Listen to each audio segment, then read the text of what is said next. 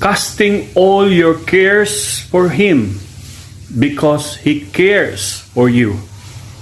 1 Peter chapter 5 verse 7. Ito ang isang pangako ng Diyos na ating sampalatayanan, paniniwalaan na ang Diyos ay nagsasabi ng totoo.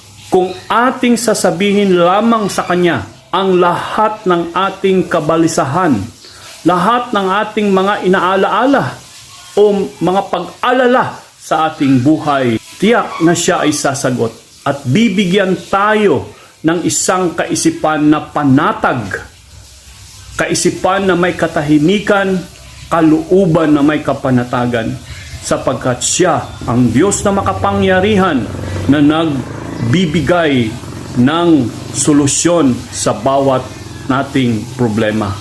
Purihin ang Diyos sa Kanyang kabutihan